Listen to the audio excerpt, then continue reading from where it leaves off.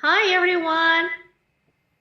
We are very glad to be sharing with all of you one more program, and we are hoping from the bottom of our hearts that everything gets well as it was in the last program when I was talking much more of the usual, but I felt comfortable, so you will be listening me a little bit more, right?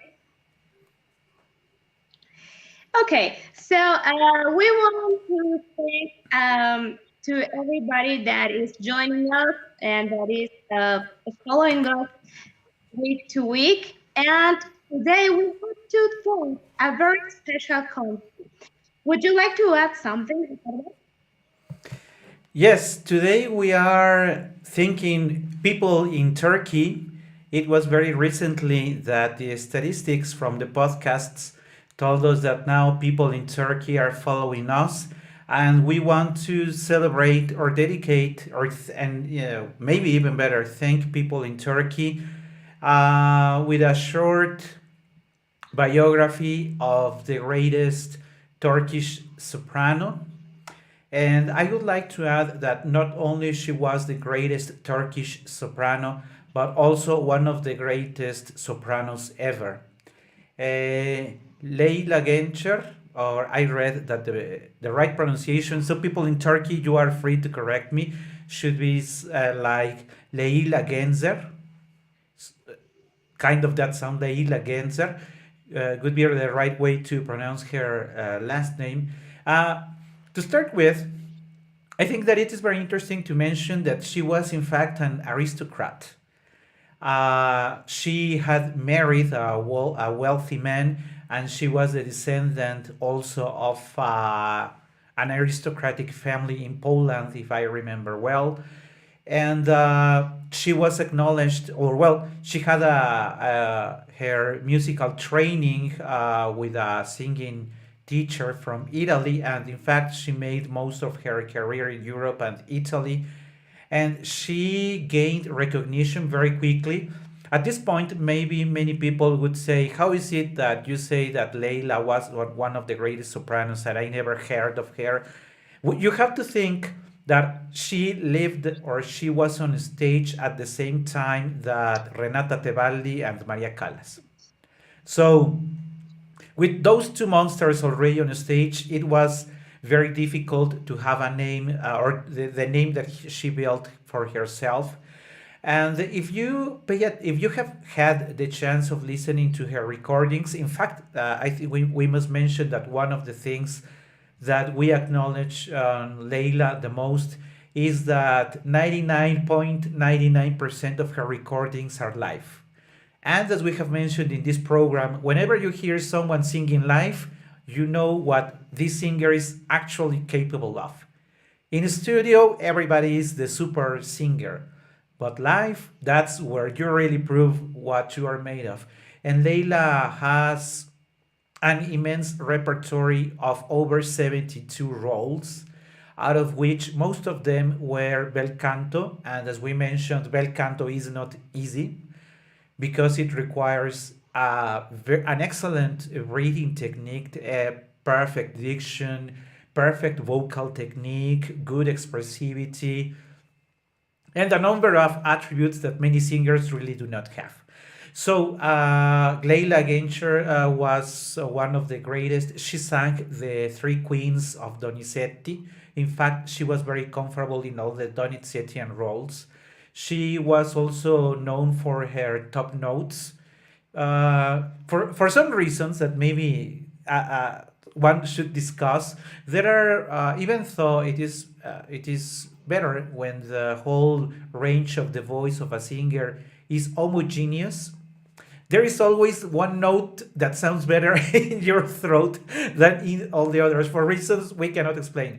Maybe you have a beautiful G, but the lower, the F, is not that beautiful, and the A above is not beautiful either, or the opposite. Your top is very beautiful, but the two others below are not that well sung.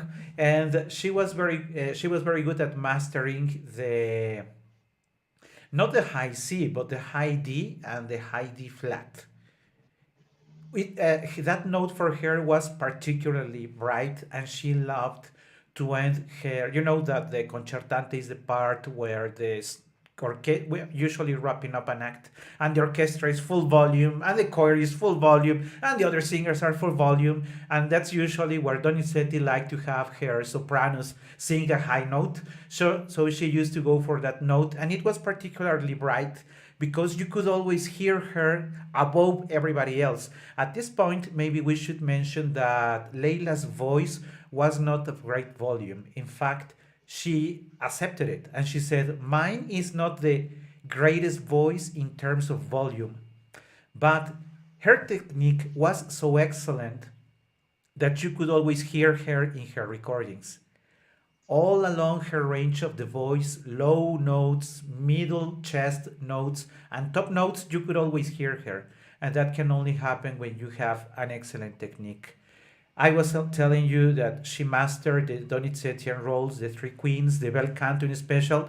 But when you master your voice to the level that Leila mastered hers, you can sing other roles. So she also sang more classical roles. She sang Mozart, she sang Baroque, and she even sang Verdi. Many people do not know that she even sang Macbeth. And Macbeth is a role for a very heavy soprano, as we have mentioned in the past. And there is one thing that I liked once I was listening on the radio to a program dedicated to her. And they said that one of the greatest things about Leila is that she never pretended to have a voice that she didn't have. What she did is that she mastered her resources to make every role believable.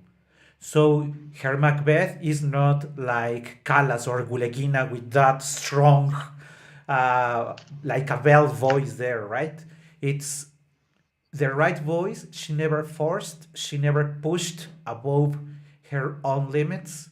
And if you have the chance of listening to her Maria Stuarda, for instance, or her Ana Bolena, she even sang Norma, you will hear nothing but perfection.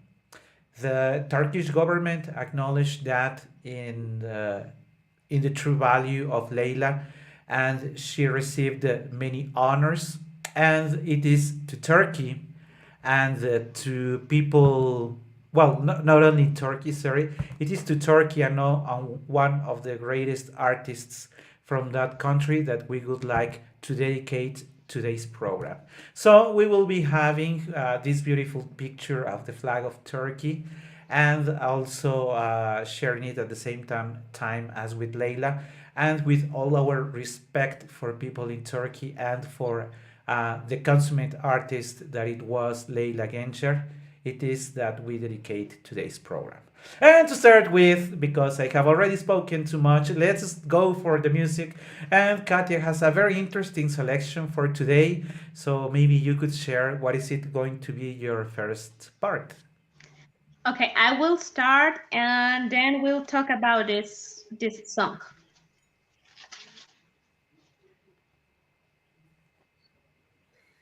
Estrellita del cielo, esa es mi querer, mi sufrir. Baja y dime si me quieres un poco.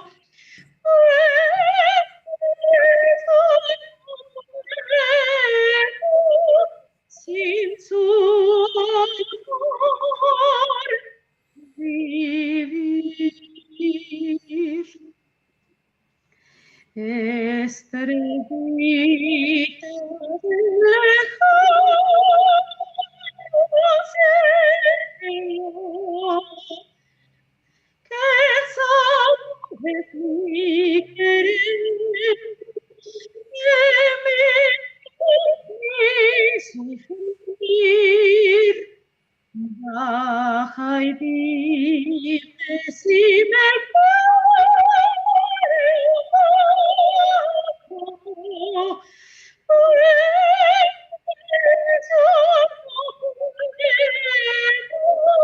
Sin su amor vivir. Tú eres mi faro de amor. Tú sabes que no me de baja y dime si me quedo.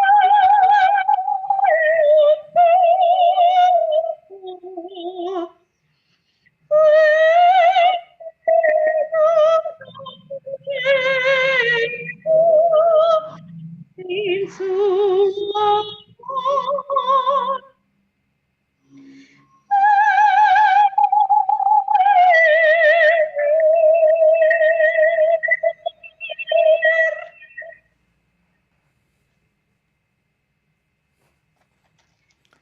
So tell us why is it that you chose Estrellita by Maestro Manuel M. Ponce? I choose this one because it is a challenge in many senses. I have this version, and this score is literally a two-page song. It's simple in the sense that the same phrase is over and over again. It only has a little different part in the middle, but essentially you are singing the same.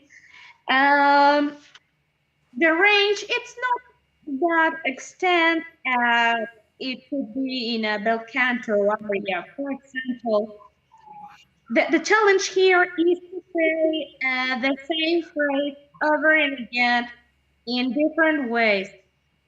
Even when you are saying the same idea, you are asking this living star in the far sky to tell you if the loved one still loves you. Um, you are repeating it, but you have to say it with the same intention, yes, in your heart, but vocally it can be the same, and that's difficult. Do you think you could explain further on that? Because I wanted to talk about complexity in singing, but and maybe it's sometimes not that clear to people. Uh, because part of what I was going to explain is that people think that singing out loud is difficult.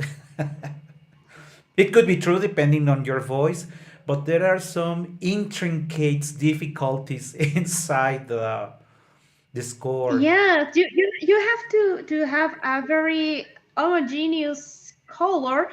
For example, in this first class phrase where you start saying Estrellita de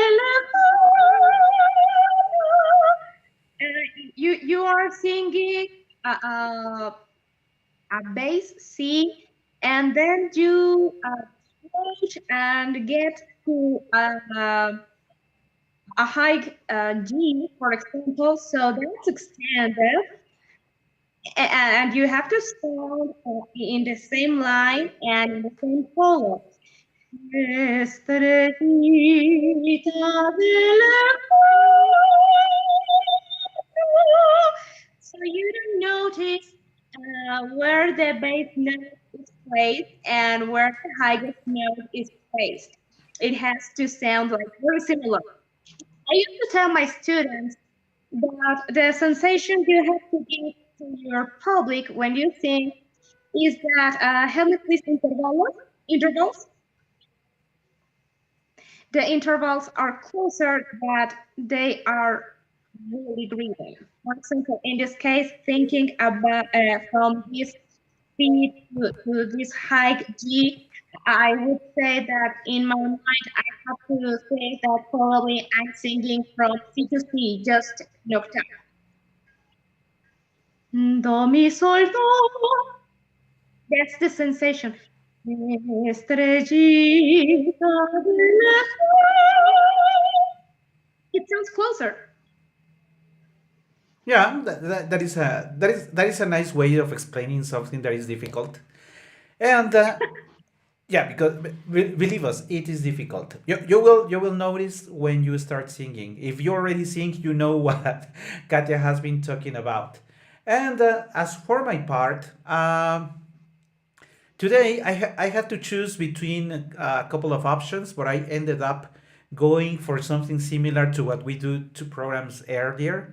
This time it is not Verdi, but this time we are talking about one of the greatest Verismo operas, and we're talking about Andrea Chenier. And Andrea Chenier is for me, and I know that for many tenors and many singers, one of the jewels, one of the greatest roles that a tenor can sing in a number of ways. It is not only he's of course the star, he's the rock star of the opera, but also opposite to other roles that maybe I have shared with you in the past that I don't really like. I really don't like, such as Il Duca de Mantua, which I really don't like. I mean, everybody knows the arias of the Duca de Mantua and his singing, but the character is very plain. He's just, a rich guy that rapes young He's just women. a fuck boy, and that's it. It's people applaud it, and that's pretty much what there is to Il Duca de Mantua. Opposite to what happens to Andrea Chenier. Andrea is the Italianization of André. In fact, the name of the poet that actually existed was André Chenier. In French, of course, it happens in the years of the French Revolution, written by uh, not well known composer back then, but there is this thing about composers that they write one very popular opera, and that's pretty much what people know them about. So that was the case of Umberto Giordano. His biography is very interesting. As I was telling you, he's part of the Verismo. And remember that in Verismo, pretty much it is all about shouting or going loud in volume. I would like to be sharing with you throughout today's program a couple of parts and my thoughts on the role.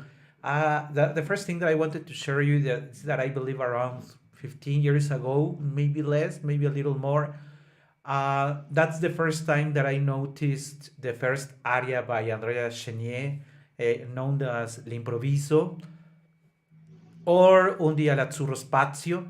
And I recall, I don't know if that is your case, Katia, but it is usually in mine, that I listen to something that I like. And so we do what we call marcando. So you start following it. Da, da, da. And I remember that I messed up so many times with the position of the voice that sometimes I ended up too high, sometimes I ended up too low, and I tried to find the right position for the center middle voice that it is most of the role written on, and I truly couldn't make it. So I remember that when a friend of mine asked me what would I like to be able to sing, I told him that if I was ever able to sing Andrea Chenier, I would say that my life really was worth it. Because I knew that it was something very very hard to sing. In fact, the difficulties before we jump into the first part reside not only that it is verismo and that it requires a loud voice. The role, same case as in other cases of the verismo, is again almost there are parts that are almost quasi parlato, which means are more declamato or spoken rather than sung. And André Chenier, even though he's a poet, my God, he has a volcano in his veins. He has these sudden explosions of his emotions, and you will notice something that is very interesting in the writing of Andrea Chenier, and that's one of the things that captivates me the most, is that it does not follow a melody throughout the whole aria. If you listen to "Che gelida manina tararararira, tararara," and you pretty much listen to a melody that is somehow expected.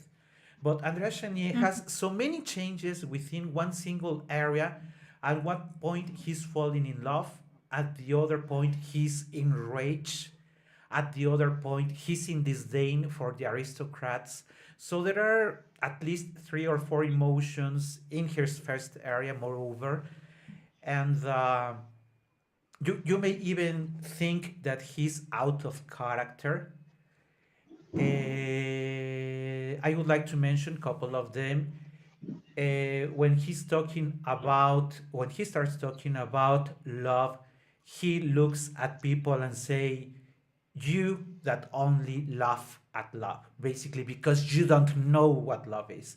But he says it in an expression of disprezzo, almost shouting to them. And people, the aristocrats, say, "What is this guy?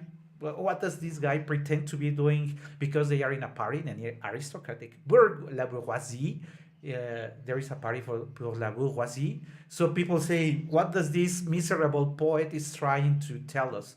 And that's when there is this short passage when he makes reference to the poverty and the lack of possibility of the poor to even sustain their own children.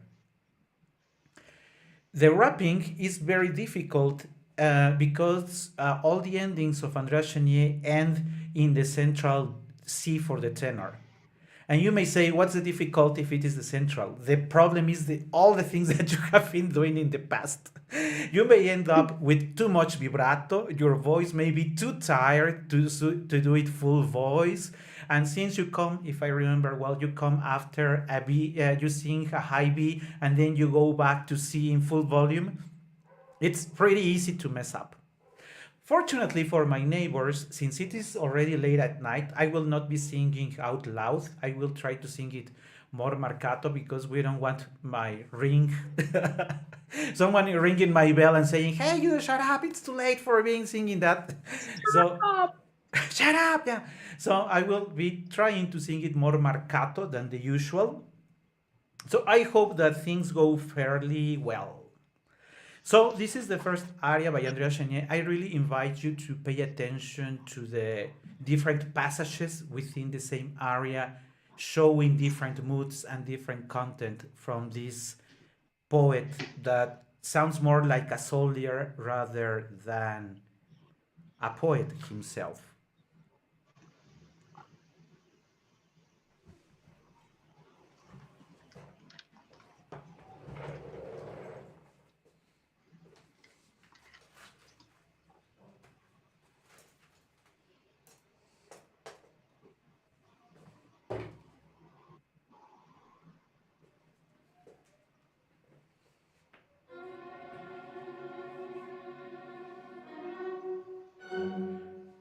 Colpito qui m'avete, o mio geloso cielo, il più puro palpitar dell'anima.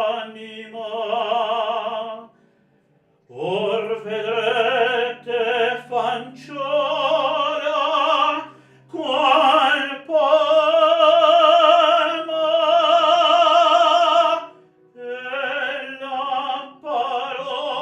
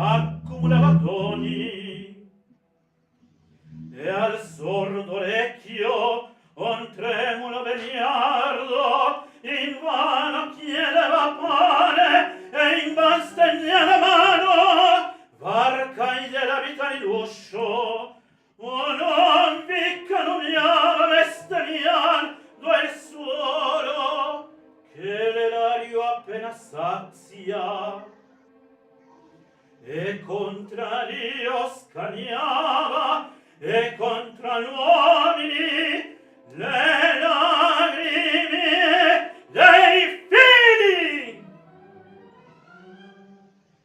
In con tanta miseria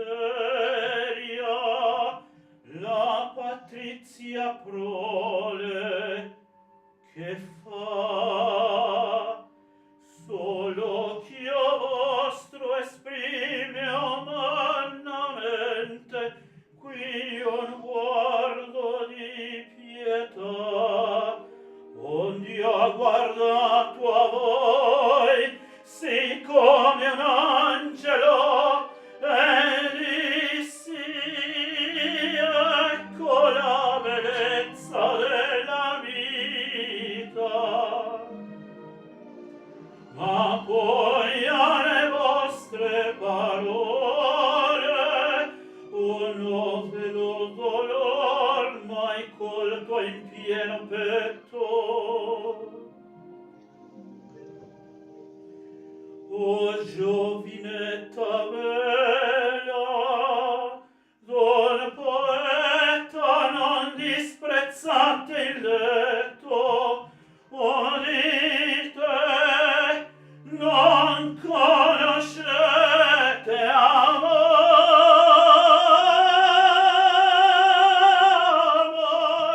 divino dono, non lo schernir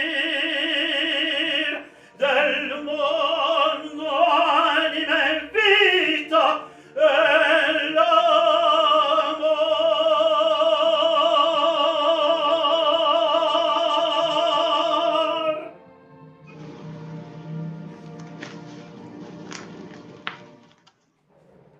Well, I think I didn't keep my promise of singing it more marcato.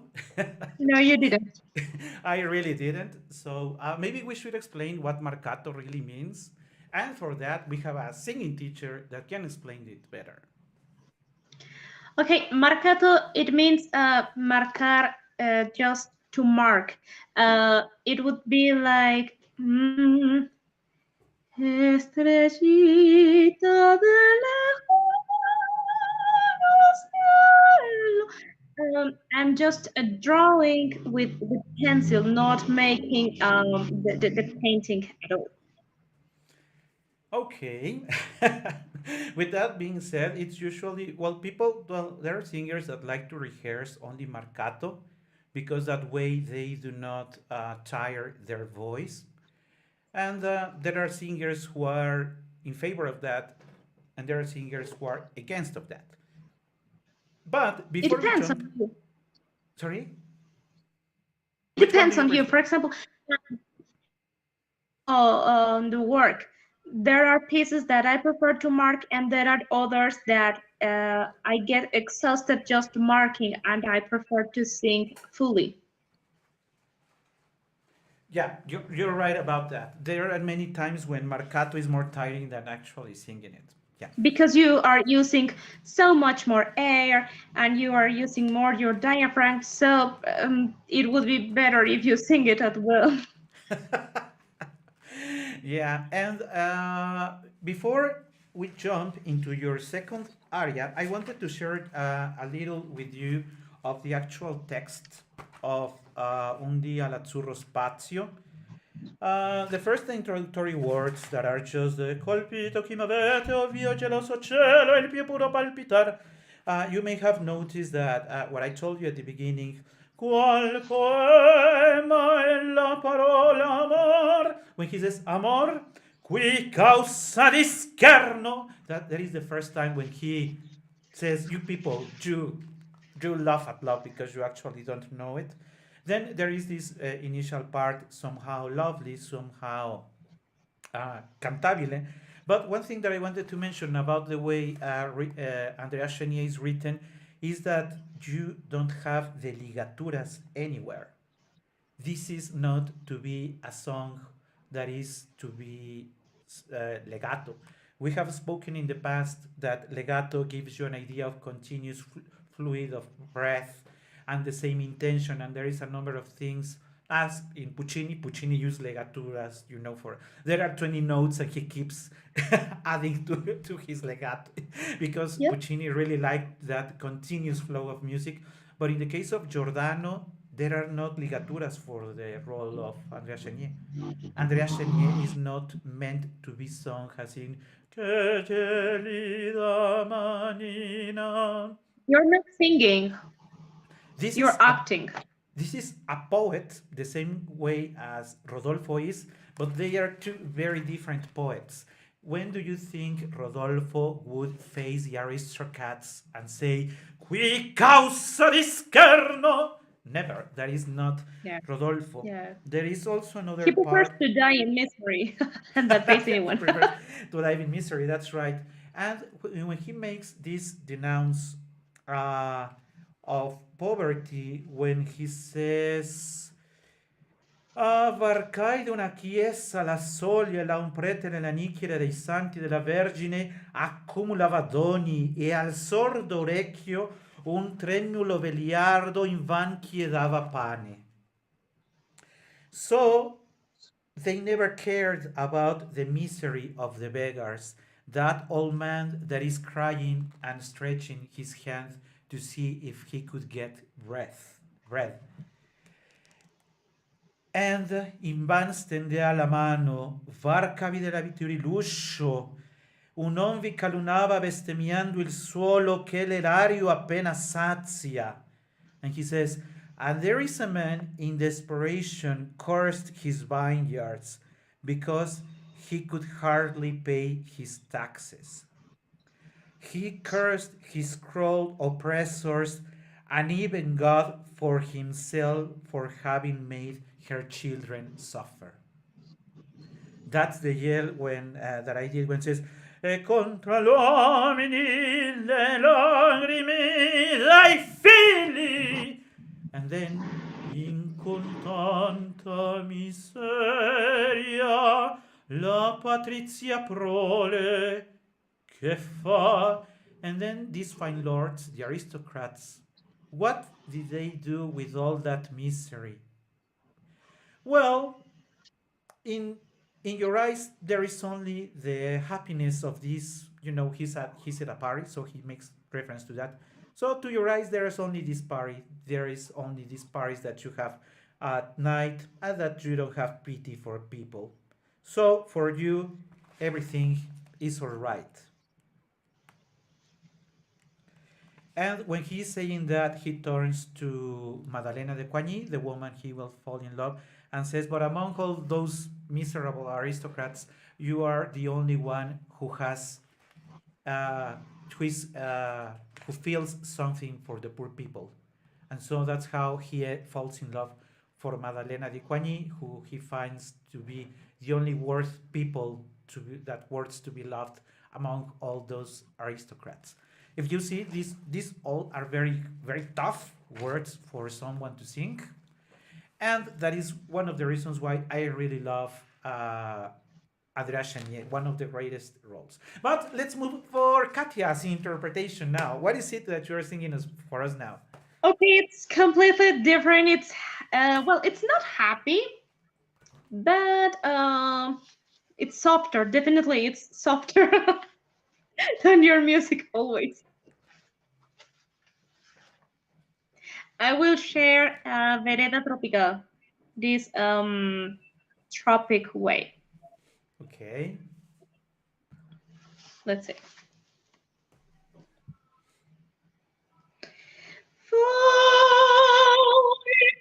Vereda tropical,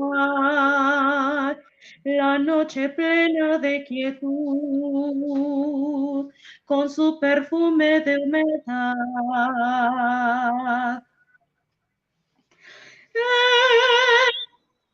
La brisa que viene del mar.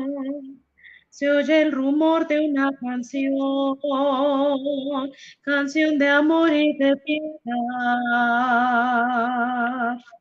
Con ella fui noche tras noche hasta el mar para besar tu boca fresca de amor y me juró quererme más y más y no olvidar jamás aquellas noches junto al mar. Hoy solo me queda recordar, mis ojos mueren de llorar y el alma muere de esperar. Ah, ah, ah, mm, mm, porque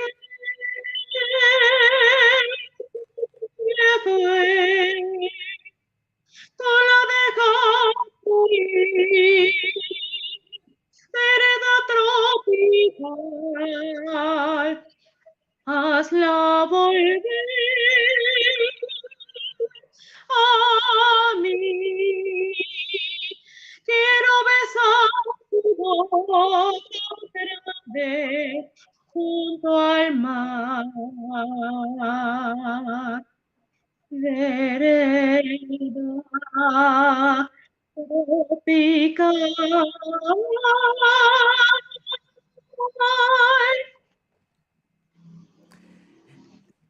Tell us how come that soprano can actually sing that on stage when you're always so serious, so formal, so unreachable. Okay, I'm not.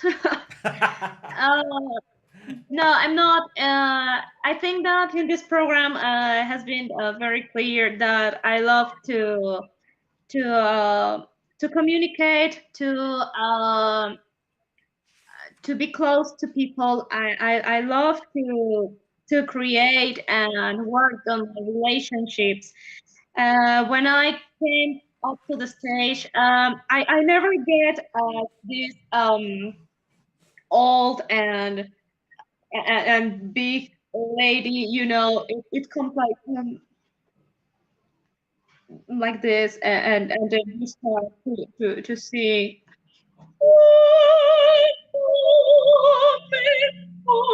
And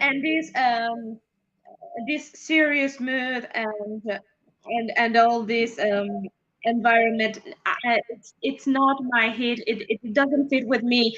I'm more like a kind of rock star. I have to say that, yes, indeed, I'm more like a rock star, and I came like, hi everyone. Pretty much. So I usually don't sing serious, at least that my song requires. And when my song requires, well, I get up to the stage and I salute. I'm like very happy as I used to be. I think I'm the same person on stage and not on stage. And then I breathe, I concentrate, and I start to sing my drama. In this case, this very beautiful song, it is also like a little drama in the musical sense because this person has been abandoned by his or her beloved one, and it's crying. But if you feel and pay attention to the music, it feels like probably the waves of the sea.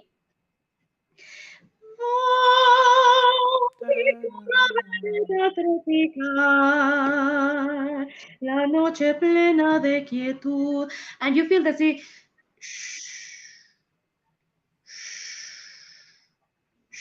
this moving.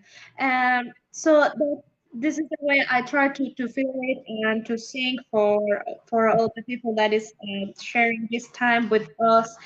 So I really enjoy this kind of music because it allows me to be a little more playful. Even when it's a sad song, it lets me be not that serious as some unknown areas of opera, and that's why I think that I like this kind of music. Very interesting explanation. I wish that there were many singers who were that open to not always being, on the pose of actually, I'm an opera singer, and you can come close to me. yeah. I'm Yeah, sorry. right. Okay. So my next part is not, I'm not going to actually sing it because I wanted to show you once again that the role is written in a very interesting way. This is the second aria of Chenier, which at this point I'm not sure if we should call it aria, provided that he's not, well, he's singing in the sense that he's alone on the stage and all the spotlights are on him.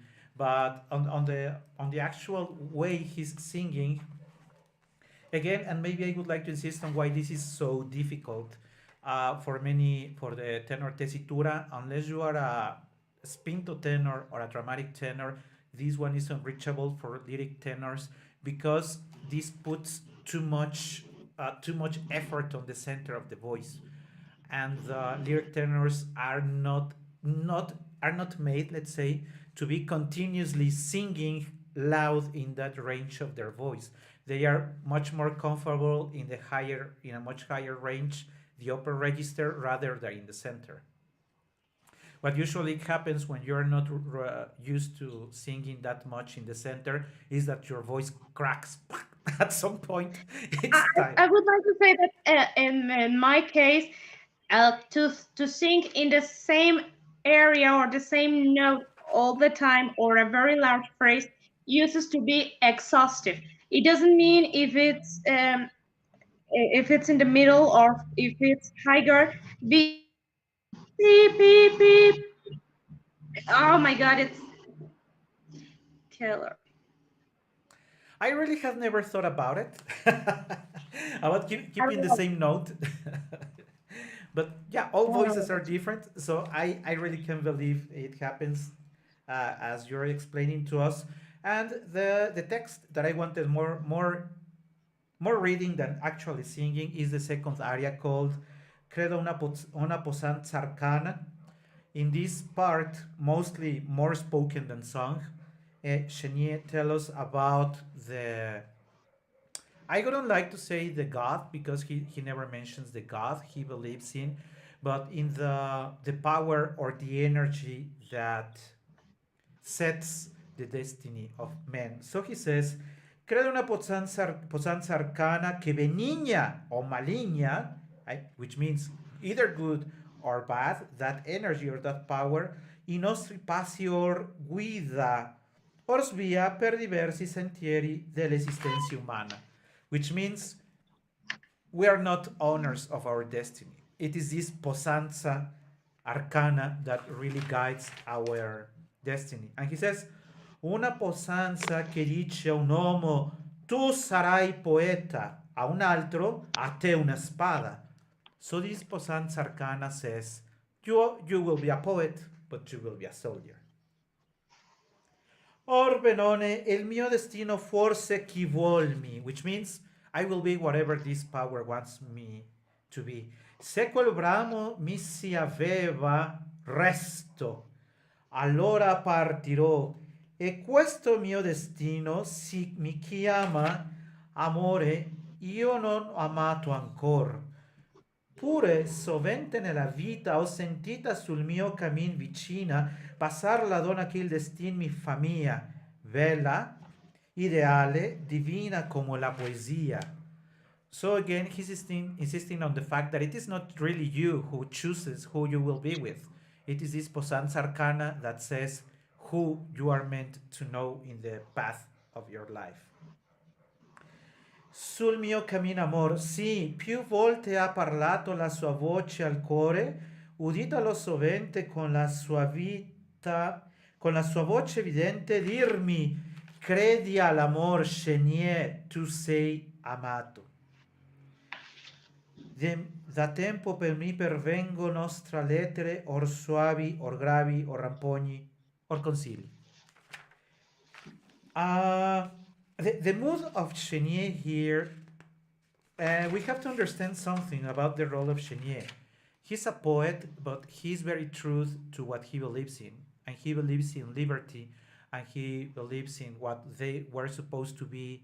You know, if you're French or if you know French people, you know that they say égalité et fraternité. Moreover, the emphasis on égalité. So André Chenier believed in égalité, in people being equal, and that's what he defends throughout this whole area. There is another, the third area that is called Si fui soldato, is when he is brought to trial because even though he was in favor of the revolution, you know how politics are. So everything goes horribly wrong for him. So he will be killed. But let's stop it there. Let's not get to the moment when he dies. Because remember that every time I tell you something horrible, we go back to the nice thing that Katya shares with us. So let's go back to the beauty of music and let's see what Katya has in the room for us today. Okay, I have this very non-commune song, Definición, by el maestro Salvador Moreno. I don't know I that don't know. song. You have to tell us more about it. I chose this one because, in the first place, it's a very weird song. Uh, Before I sound this one, I've never heard in somebody else's voices, and maybe if you try to look for her in the internet, you will not find many versions or lots of information about. Um, it's a very beautiful song that describes or tries to describe what does love means. It is a very complex issue. There are definitions by different characters. We have in the first place a Rose talking what she thinks that love is. We have the water definition. We have the wind definition, a plain one, and I think that it is a very deep poem by Josefa Murillo that tell us that love can have many faces, not just for different persons, but for the same person, it can mean different things in different times, I guess. So it's musically complex because, well, in this case, I will sing it a cappella, of course, as I always sing, but it's complicated because the music is singing by some way, and you're singing in a very different direction.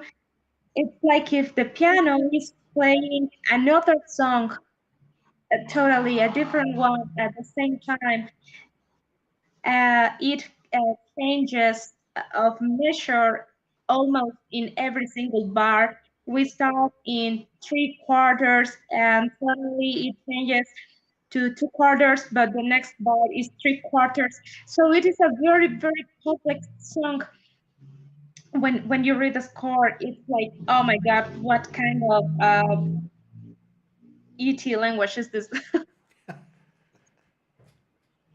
And for But it's me, this will be the first time that I hear it, so I will pay lots of attention.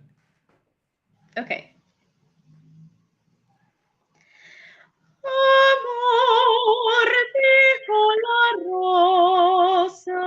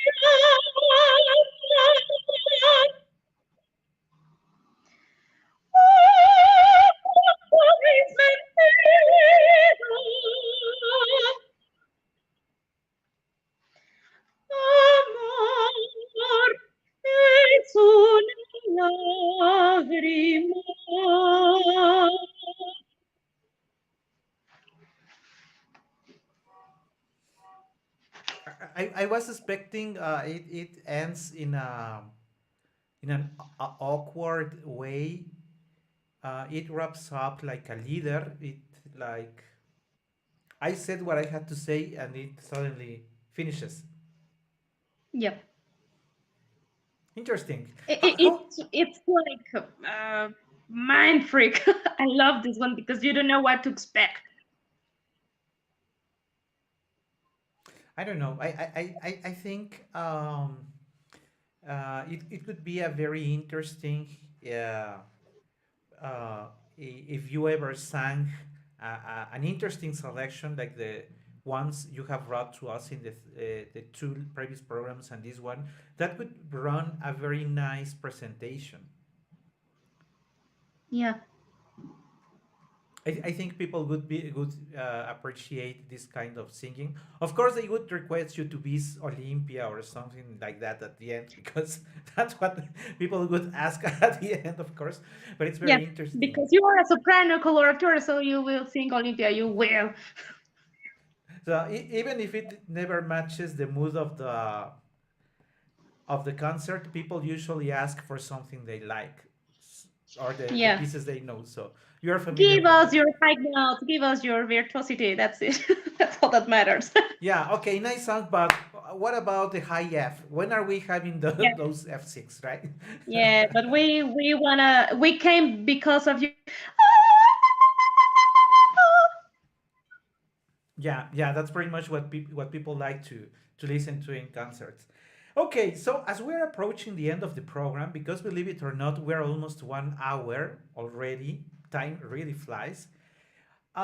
We will go for the second. I'm not sure what would be more famous, Un dia l'azzurro spazio or Come un bel dì di maggio. Hmm.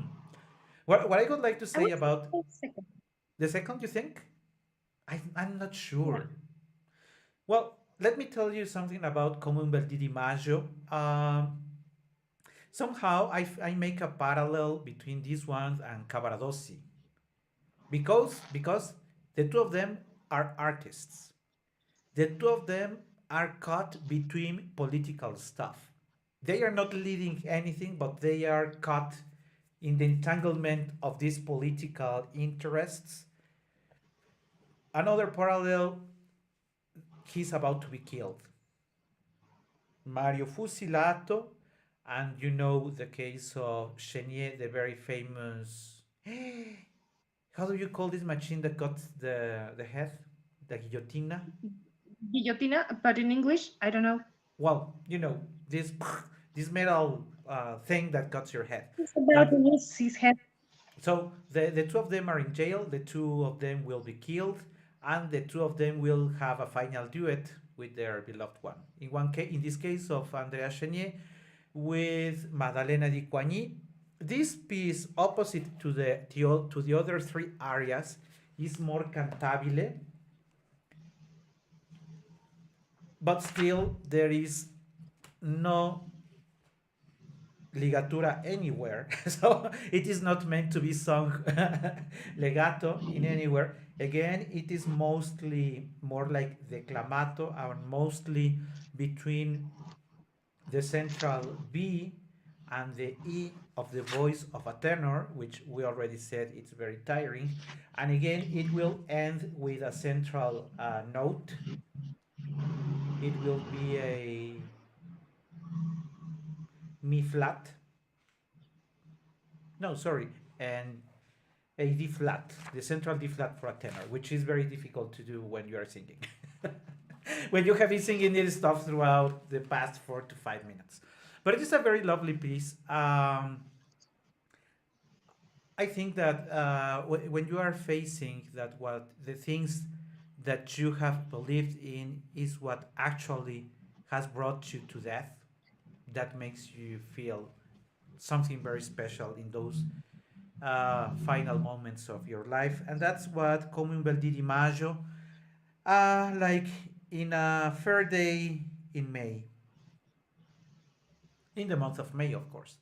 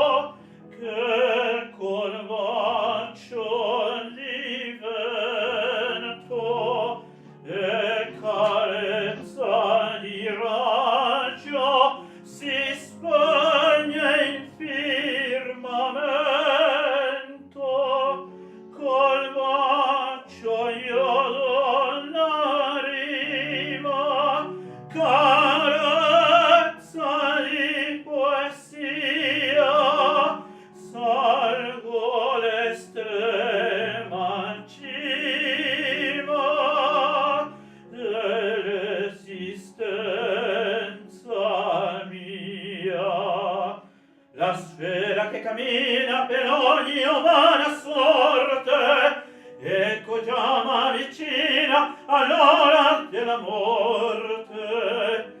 E forse prima che l'ultima mia stroffia sia finita, ma non c'era il carnefice, la fine della vita. Sia strofe l'ultima ancor dona al tuo poeta la sfolgorante idea, la fiamma consueta. Io a te, mentre tu vivi da me scorchi dal cuore, darò per rima il gialido spiro d'onor che muore.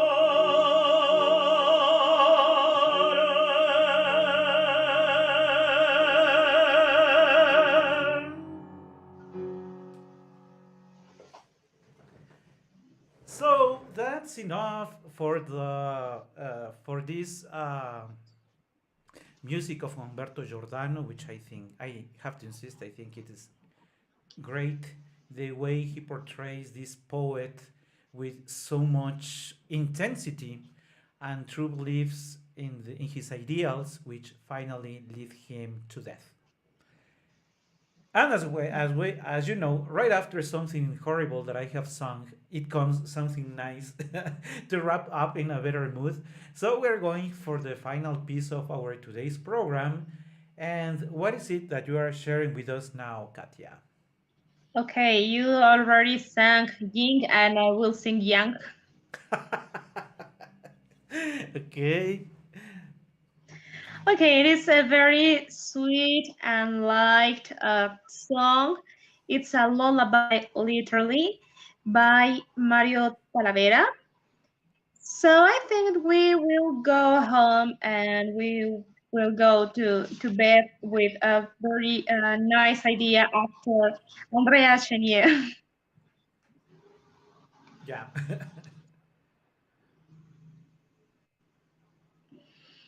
Cierra tus lindos ojos que tienen sueño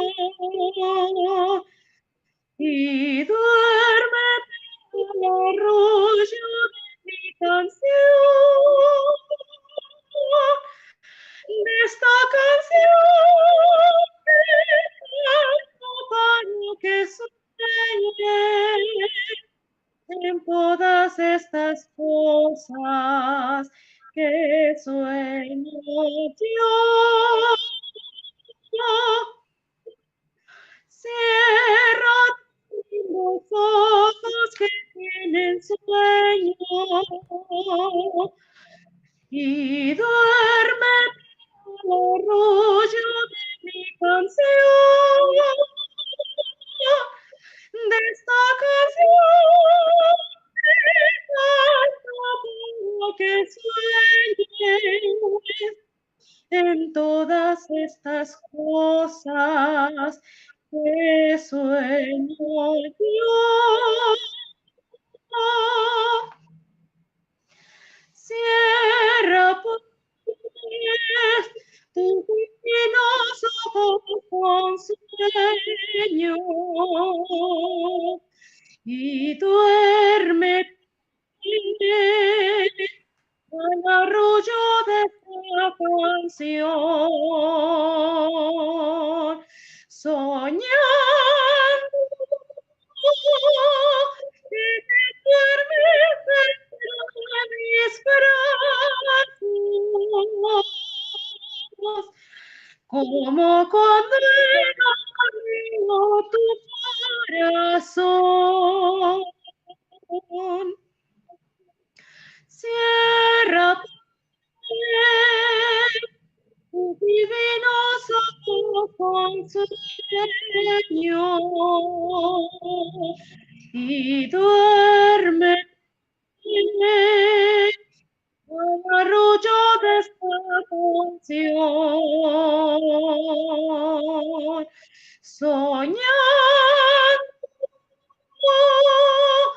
que te duermes entre mis